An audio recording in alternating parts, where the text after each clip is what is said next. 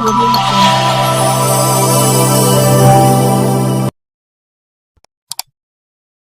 Sir, बाल साहब आइए। पत्रकार एक मशीन है, एक आईना है, एक दर्पण है, जिसका काम है चित्र दिखाना, और वह भी एक समतल दर्पण है। ना वह उत्तल है, ना वह अवतल है, ना कम दिखाता है, ना ज़्यादा दिखाता है। जैसा होता है वैसा ही दिखाता है। यदि बढ़ा के दिखाता है तो चाटुकारिता, घटा के दिखाता है तो विद्रोह, सुझाव देता है तो विरोध, और यदि खामोश बैठ जाता है तो अखबार मर जाता है। आज हम किस पायदान पर खड़े हैं, हमारी जिम्मेदारी क्या बनती है, हमें इसे महसूस करना होगा। हमें घटनाओं को सही ढंग से दिखाना होगा। यदि अच्छाई है तो अच्छाई बताना होगा, बुराई है तो बुराई दिखाना होगा। ना कम दिखाना होगा, ना ज़्यादा दिखाना होगा। ना हम वकील हैं, ना दरोगा। हम सिर्फ उसके प्रत्यक्ष दृष्टा हैं।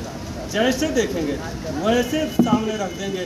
कार्य करने के लिए तो विधायिका, कार्यपालिका और न्यायपालिका बैठी है। प्रशासन जिम्मेदार है। हम प्रशासन की आंख पर चश्मा जो लगा हुआ है मोटा, उसी को हटाने का काम करें। जिस दिन हट जाएगा उस दिन देश से यह दुर्दिन मिट जाएगा। आज हमारे सामने है, हम मुश्किल में पड़ जाते हैं, सोचने के लिए विवश हो जाते हैं कि हम करें क्या, मदद करें या ना करें। लिखेंगे तो विज्ञापन ना मिलेगा, नहीं लिखेंगे तो जनता के साथ नाइंसाफी।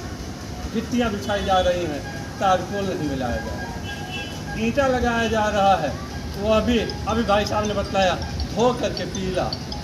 यही हमारा देश है।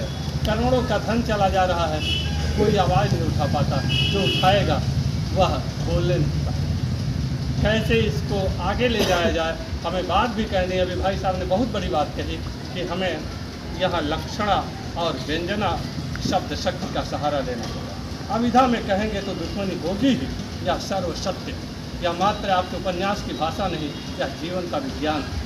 हमें लक्षणा में और व्यंजना में ही अपनी बात समझानी होगी। व्यंजना में कहने पर कम समझेंगे लोग, लक्षणा में कहना ज़्यादा रहे, ताकि हमारी बात ऊपर तक जाए। और जो आपने कहा कि जो बिकता है वो एक का नहीं रहता, सत्य है। जो एक हाथ से दूसरे हाथ में गया, दूसरे से तीसरे में जाएगा, तीसरे से चौथे में चला जाएगा। तो हमें बिकाऊ नहीं होना है, हमें टिकाऊ होना है। हमें अपनी बात कहनी है, लोगों के बीच में लाना है। वह वक्त याद करें जिस समय श्रीमती इंदिरा गांधी ने देश में एक आंदोलन छेड़ा था, इमरजेंसी लगा। उस समय हमारे आज के मुख्य अतिथि महोदय बाबू शीतला सिंह के साथ में जनमोर्चा में थे। कम्युनिस्ट के नाम पर अखबार को रोकने के लिए सरकार पूरी ताकत थी, और उस समय इंदिरा जी के हाथों में कितनी ताकत थी शायद सबको मालूम। उस समय आपकी टीम ने आपके नेतृत्व में जो कार्य किया था, उसी विद्रोह ने फैजाबाद की उस बुलंदी को दिल्ली की सरकार को समझने के लिए विवश कर दिया। और आज उसी का प्रताप है कि हम उसी अखबार के बैनर नीचे अपना सब कुछ ध्यान लगा के जो भी सीख पाते हैं आगे गए हैं। आज जिले के जो भी पत्रकार कहीं बढ़े हैं, चाहे वो इलेक्ट्रॉनिक मीडिया में हो, चाहे टेलीविज़न के बड़े चैनल पे हो, वो निश्चित रूप से आपके मार्गदर्शन में जनमोर्चा के एक ग्रामीण पत्रकार जरूर रहे। और ग्रामीण पत्रकार से उठकर जिले पर गए, और जिले से उठकर किसी और पत्रकार के ब्यूरो हुए, और फिर आज टेलीविज़न के चैनल पर आते हैं और हम उनको दिखाते हैं। तो हमारे रास्ते खुले हैं मित्रों, हमें आगे जाना होगा, हमें अपनी बात कहनी होगी। बस इतना याद रहे कि जो भी बात कहा जाए उसका साक्ष्य हो। हम तर्क देने के लिए अपने आप को जुटाए रखें। कभी भी पूछकर, सुनकर, फ़ोन पर मैसेज लेकर समाचार ना लिखें। कभी वह फ़ोटो ना उसमें अखबार के लिए रिलीज किया जाए जो सोशल मीडिया में वायरल हो। एंगल चेंज होना, चाहे वहीं से आप खींच के लाएँ, वह आपकी नवता का द्योतक होता है। आप अगर लगाना चाहते नहीं गए तो अपने साथी से कहिए कि जिस फोटो को खींच के भेजे उसे सोशल मीडिया पर वायरल ना, अखबार वही रहे, तो उसमें आपकी नवीनता होगी, नवता रहेगी, पता चलेगा कि पत्रकार वहाँ पहुँचा था। यदि एक ही न्यूज़, एक ही अक्षर एक ही तस्वीर सभी अखबार में वायरल हो जाती है तो मान लिया जाता है कि या तो किसी कार्यकारिणी व्हाट्सएप ग्रुप की देन है जिसके माध्यम से सभी अखबार जिंदा है। तो अखबार जिंदा नहीं रहेगा, अखबार दौड़ेगा और दौड़ाने के लिए इंजन आप लोग हम हैं, हमारी जिम्मेदारी बनती है। तो यह सम्मान एक पत्रकार का आज नहीं है बंधुओं, पत्रकार समाज का आईना है, समाज की ज़रूरत है, विधायिका, कार्यपालिका और न्यायपालिका का गवर्नर है।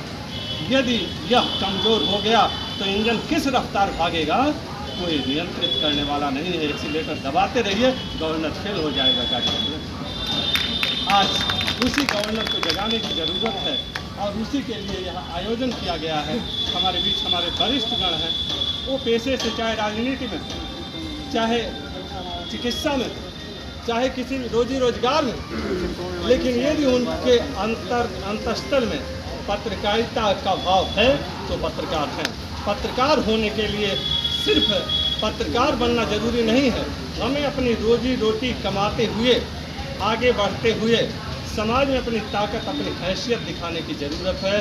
अखबार की एक न्यूज़ से शासन सोचने को मजबूर होता है, सत्ताएं बदल जाती हैं, जाने क्या होता है, कितने लोग जेल में सड़ रहे हैं, क्या क्या हुआ है, यह सब अखबार की ही देन। और आगे होगा भी, बहुत कुछ होगा।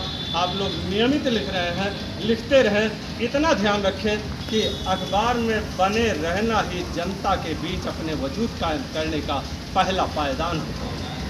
यदि आप रोज़ अखबार में दिखेंगे तभी आप कुछ जाने जाएंगे, और दिखेंगे तभी जब लिखेंगे, और लिखेंगे तभी जब लोगों के बीच में जाएंगे, मिलेंगे, लोगों से संबंध होगा। आज फोनिक पत्रकारिता शुरू हो गई है। फोनिक पत्रकारिता से घटनाओं की सूचना ले लेना उत्तम है, लेकिन घटना स्थल का जायजा अपरिहार्य है।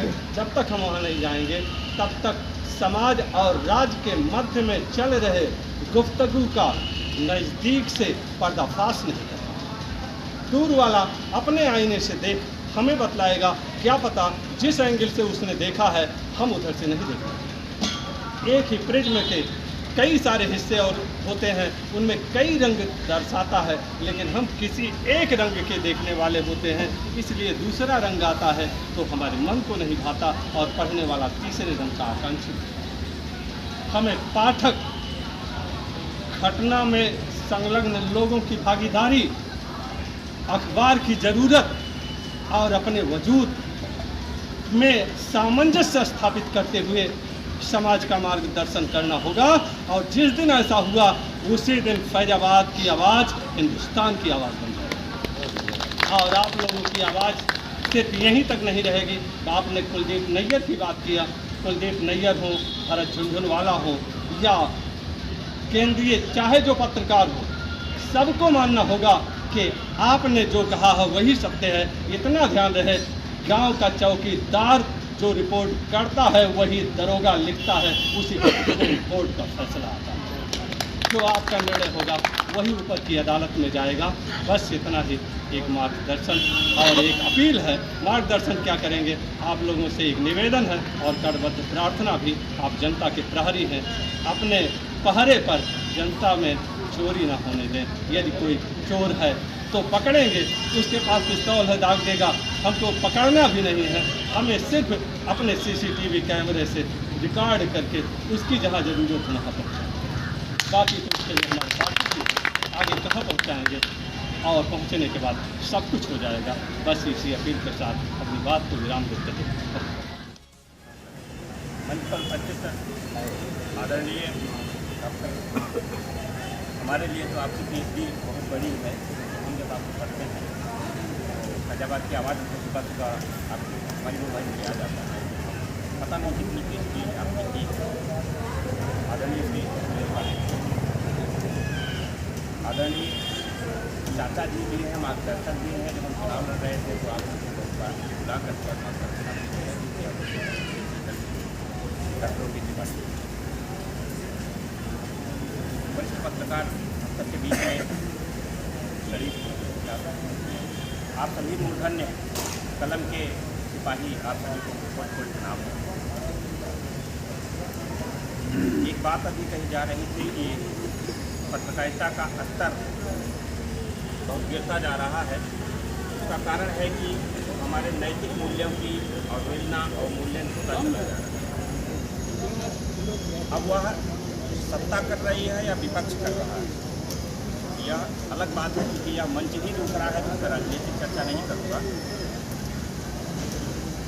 एक लाइन लिखा लक्ष्मण जी के लिए कि जाग रहा है कौन धनुर्धर जब विद्वन भर सोता है।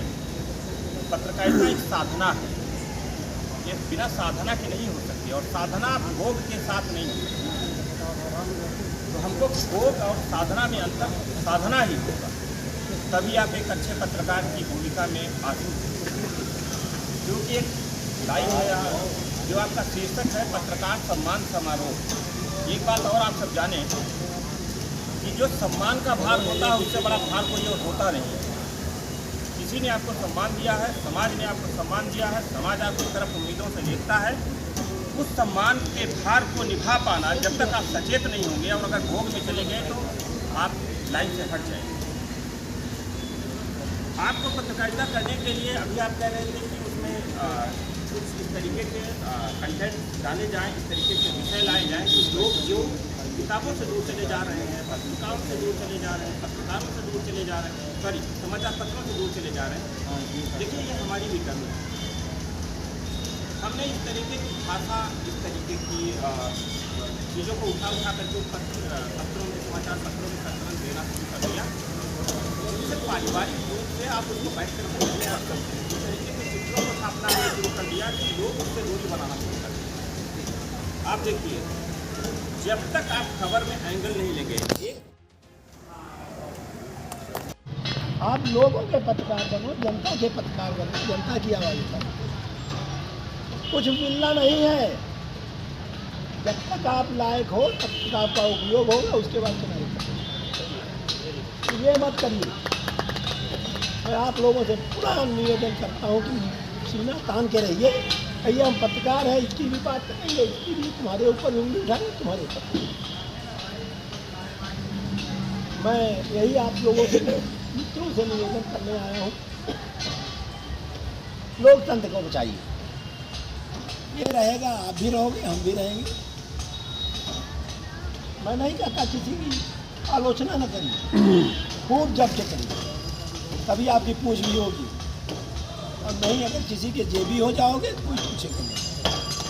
अरे आज आप जो है इनके जेबी हो गए, कल इनसे बड़ा खरीदार आ जाएगा, उसके जेबी हो जाओगे तो ये आपके विश्वसनीयता आपके खत्म हो जाएगी। मैं पुनः सभी आगंतुकों का, सभी अतिथियों का और अपने इन साथियों का इस कार्यक्रम में पधारने के लिए अभिनंदन वंदन करता हूँ।